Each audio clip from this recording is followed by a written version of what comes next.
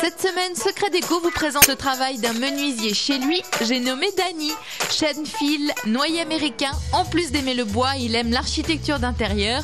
Et comme nous sommes toujours à la recherche de nouveautés, j'aurai également le plaisir de vous présenter sa toute nouvelle maison d'édition de meubles, d'où rassemble des designers et artistes alsaciens pour notre plus grand plaisir. Côté bonnes adresses, Carole est une brodeuse des temps modernes, elle pourra customiser le moindre objet déco chez vous, pourvu qu'il soit en tissu.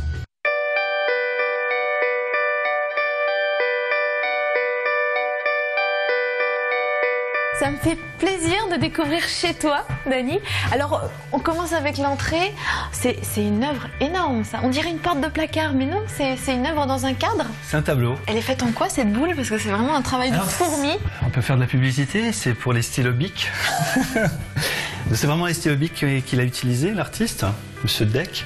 Et d'ailleurs, on voit bien, il a bavé. Il y a des coulures. Il y a des coulures. Hein. C'est représentatif de ce que tu es. Tu es un féru d'art. On peut dire ça comme ça? On peut dire ça, oui, tout à fait. Enfin, t'as plein de copains artistes. Hein. Voilà, je grenouille un petit peu dans ce milieu.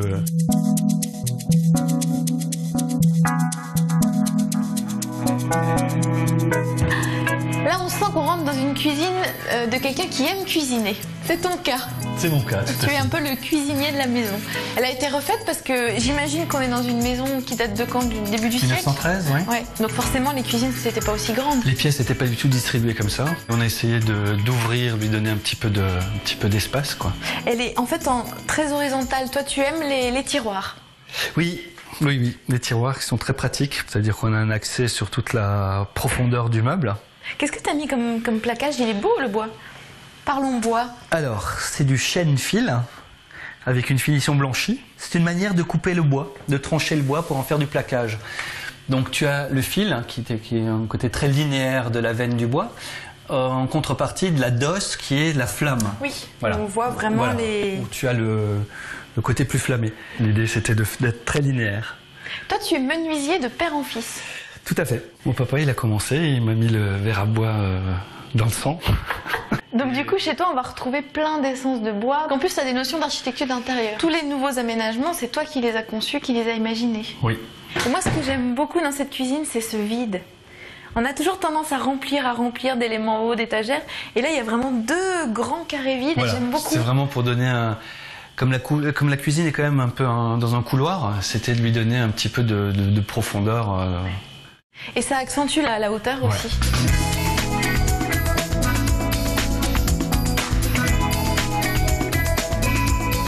Qu'est-ce que tu t'es organisé dans ta cuisine pour te faciliter la vie? C'est surtout la partie de la cuisson. Oui, une belle plaque. Voilà, on a un tiroir, on a les casseroles et les poêles. Tout de suite en dessous. Directement à portée de main. Ouais. Au milieu, on a le chauffe-plat. Ah, ça c'est bien. Le chauffe-assiette. Et de part et d'autre, il reste un espace, donc on y a intégré des tiroirs à épices. Oh, j'adore ça! Ça, c'est super ingénieux. Oui, parce que l'épice ne doit pas être à l'air et surtout pas à la lumière. À la lumière. Donc il faut les ranger. Ça, c'est chouette. Et au sol, qu'est-ce que tu as mis? C'est une pierre? C'est une pierre d'armorique. De Bretagne, donc? Tu vois, il y a des petits pigments blancs ou des petits inserts blancs. Et ben, c'est des coquillages fossilisés dans la pierre. Extra. Voilà. Elle est très uniforme et puis elle est un petit peu elle est travaillée, rugueuse comme ça. Toutes les plaques sont uniques. Ah, c'est très sympa. Pierre d'armorique, voilà, à noter. Et alors là, c'est traversant. Ça ouvre au salon? Au salon, tout à fait. Ça ouvre, ça ouvre sur le salon où il y a de belles fenêtres et donc tu as vraiment une lumière traversante dans cette cuisine. Part en part de la maison. Part en part, ouais. Alors là, on a vraiment une belle pièce. Moi, j'imagine elle devait être coupée en deux. Hein, voilà, salle à manger, salon d'un côté. Donc là, tu as vraiment tout exploité comme on a tout ouvert, tout à superficie. Et alors, ce que tu as fait là, je trouve c'est une excellente idée. Bon, là, c'est vraiment la combinaison menuiserie, architecture d'intérieur. C'est une sorte de portique en bois qui se déroule du sol au plafond. Donc on a repris le même plaquage que dans la cuisine. C'est le même, ah oui, voilà. D'accord. À la différence que celui-là, il est brut de scie. Donc on voit vraiment... on a ce côté un peu brut, effet planche. Et qui fonctionne bien parce qu'on a une lumière rasante, donc on voit vraiment les... On voit le relief du plaquage. Et puis alors ton faux plafond se dégage légèrement pour laisser apparaître un... Voilà, c'est-à-dire que le faux plafond, il retombe sur les murs.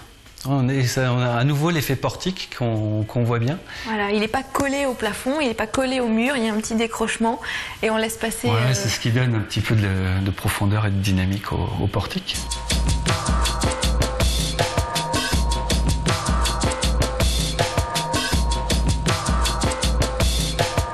Je vous le disais en début d'émission, Dany a créé sa propre maison d'édition de meubles, d'où il ne suffit pas d'imaginer un meuble comme le font les designers, il faut aussi le réaliser. C'est tout le pari que s'est fixé cet inconditionnel du Made in Alsace en compagnie des designers de la région qui montent.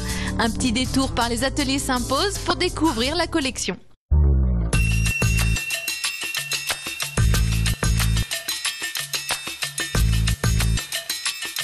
On devrait emmener du champagne parce que c'est vraiment la première maison d'édition de meubles alsacienne, on peut le dire, design.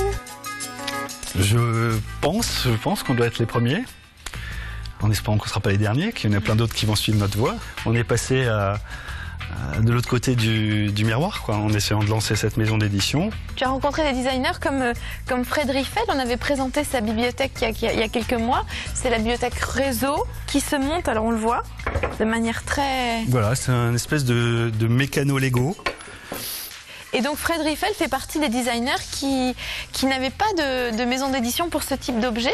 Il est déjà édité par des grandes maisons comme Roche-Beaubois. Tout à fait, tout à fait. Mais pour cette création, il n'avait personne. Non, il voulait même s'auto-éditer.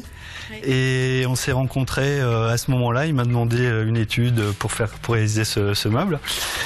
Et de fil en aiguille, je lui dis écoute, on va faire de la concurrence, on serait peut-être bien qu'on unisse nos forces. Et du coup, il était ravi qu'il y ait ça en plus à côté de chez lui. Et c'est comme ça que l'aventure elle a commencé avec Fred Riffel.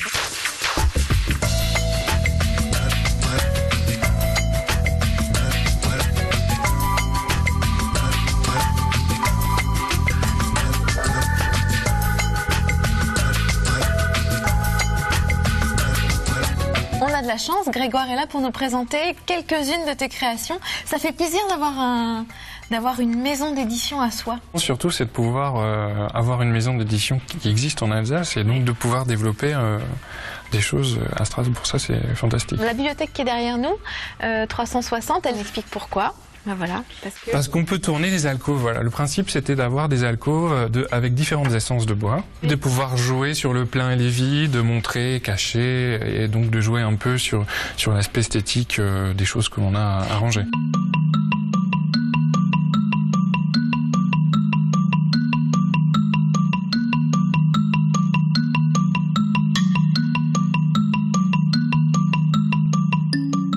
Ta tendance, c'est quoi? Vers quoi tu aimes aller? Là, en l'occurrence, moi, j'aime bien aussi quand on va à l'essentiel, c'est-à-dire que, justement, on a pensé à un mobilier qui est le meuble, la gamme tectonique, où on a essayé d'éviter au maximum la matière, hein, le bois, et de faire en sorte qu'on puisse jouer sur le côté aérien, structurel.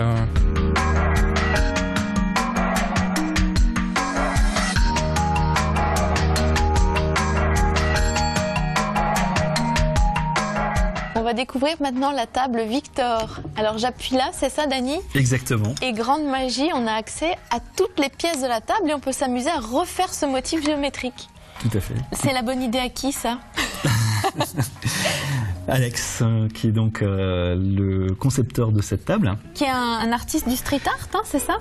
Voilà, qui est issu du street art, donc c'est un petit peu, il n'est pas de designer, hein, il est plutôt, on va dire, artiste, mais il est très sensible au mobilier et à tout ce que je fais aussi, donc on est assez proche sur plein de domaines.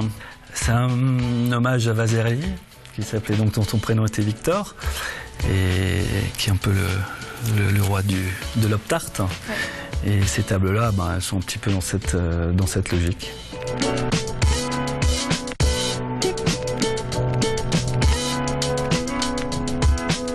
Avant de retourner chez Dany pour continuer la visite de son intérieur, je vous présente Carole, que l'on appelle aussi la créatelière. Chez elle, c'est sûr, l'inspiration ne manque pas.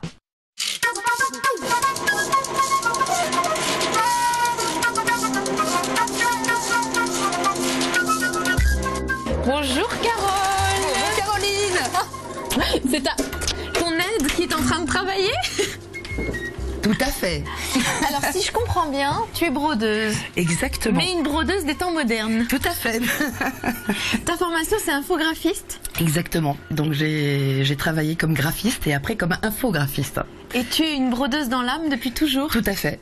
Et c'est une passion transmise par ma maman, donc l'art du fil, et j'ai toujours brodé main. Et tu as réussi à mélanger les deux, le Tout à fait. graphisme et la broderie, parce Tout à qu'aujourd'hui, tout est informatisé. Exactement. Et donc tu crées des motifs Tout à fait. et tu te commandes après à ta machine infernale Exactement. la broderie. Mais ce qui est incroyable, c'est que ta broderie, tu la mets sur tout, Oui, tout ce qui est textile. en décoration, et c'est sans fin. Tout à fait. Ça va du cintre aux abat-jours, en passant par les coussins, les Complètement. canapés. Les rideaux, chemin de table, nappage, linge de toilette, peignoir.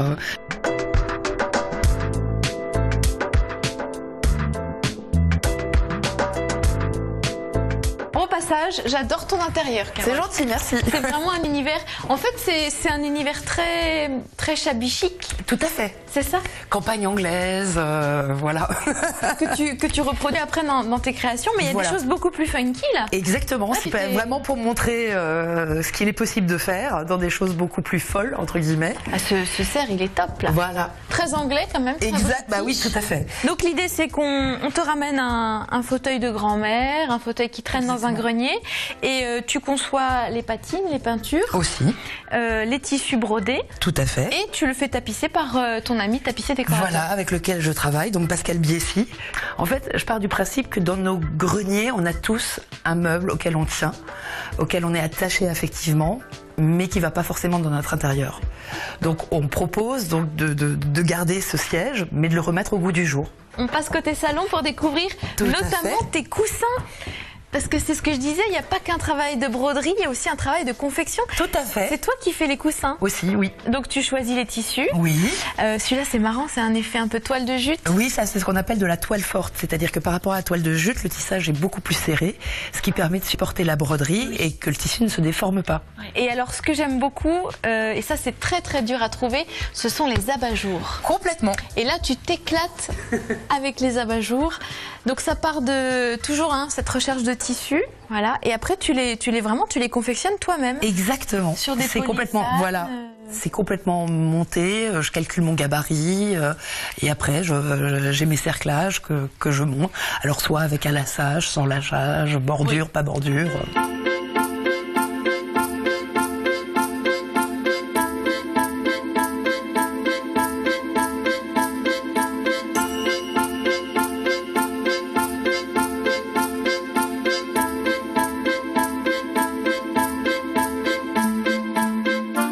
Donc si on a craqué, qu'est-ce qu'on fait? On va voir ton Facebook. On va voir mon Facebook, on va voir, j'ai un site internet aussi.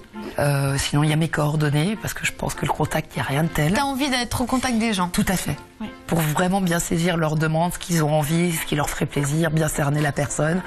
Et donc, pour pouvoir lui amener le projet qu'elle souhaite.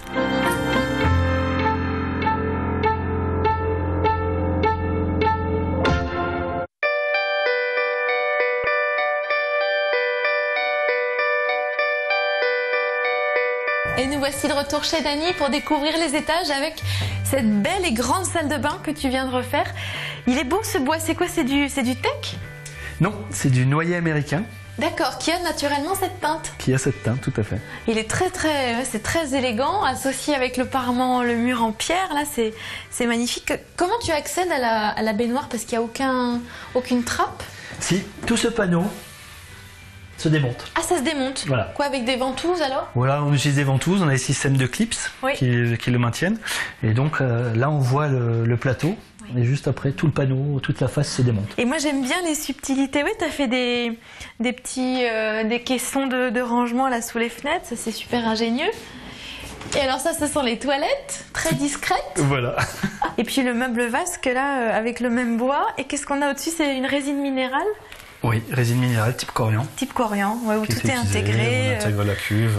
pas de joint. Et alors ta chambre à coucher est extraordinaire. On arrive, on ne sait plus où on est, à Key West, dans les Maldives.